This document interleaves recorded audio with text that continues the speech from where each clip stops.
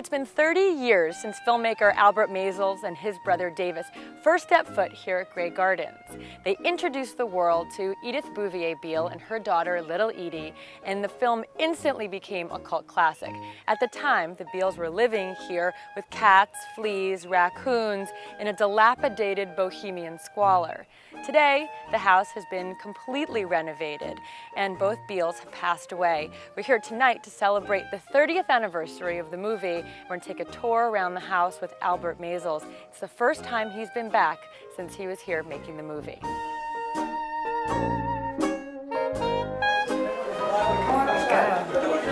No cats this time. They fixed the hole in the wall. Huh? That's where that hole was, right up there where the lamp is. Right there? So the cats would come remember, down? Oh yeah, and there was a fire down in that corner. So whose room was whose? Okay, so that's the bedroom over there. That was yeah. Shall we Edie go in Beale's. there? Yeah. There were cats along these windows.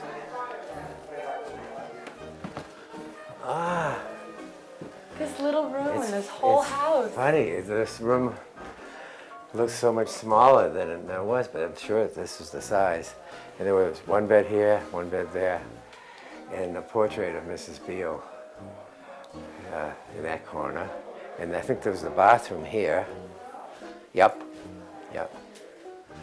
And a little refrigerator in this corner from which they drew their ice cream. And they had the table in the middle where they'd cook all their food. yeah, and they spent a little radio in the middle. They spent $150 a month on ice cream.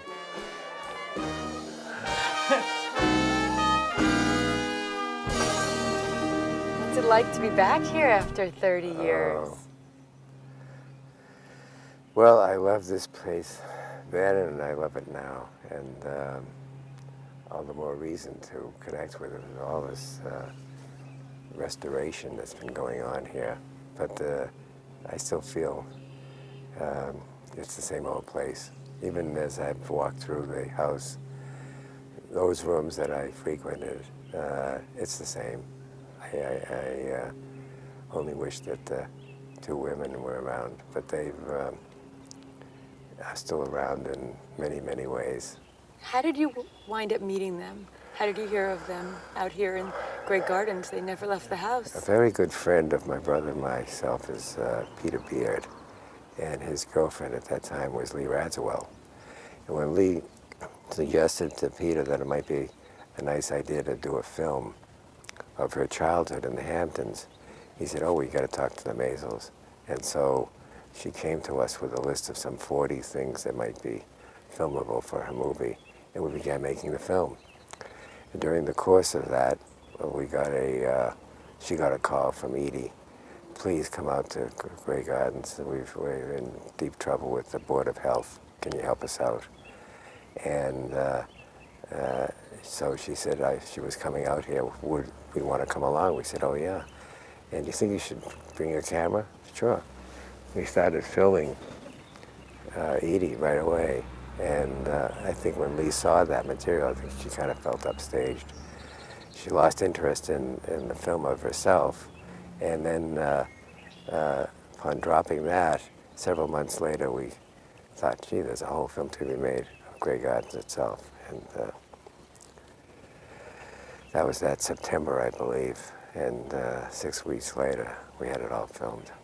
You were only here for 6 weeks? That's it. That's yeah. it, the whole movie in 6 weeks? That's it. From, I guess, September through October? Yeah. Wow. And were they always open to the idea? Did they welcome you in? Oh, yeah. Some people thought, I can't believe it. How could they be so natural with the camera there? Maybe they're not that way.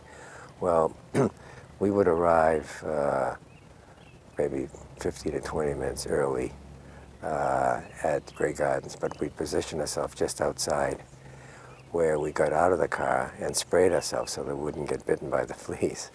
And as we were there, we could hear them talking to each other in the house. They couldn't see us, but we could hear them. It was the same kind of conversations that we got on film. Was it sad?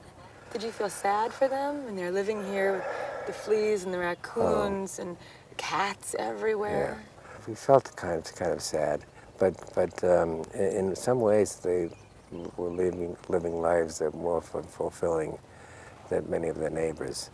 I mean, they had a love relationship, a genuine love relationship. They were living in a strange way in their past, but it was a full life. So you felt that they were accurately represented? Oh yeah, no question about that. Did they feel the same way?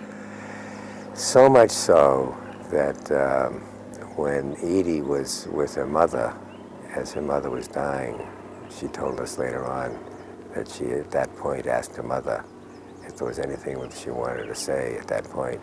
And her mother said, "There's nothing more to say. It's all in the film." And then it's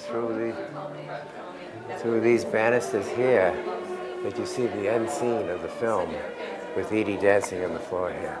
This was her dance floor. Yeah, yeah. There in the front porch. Yep.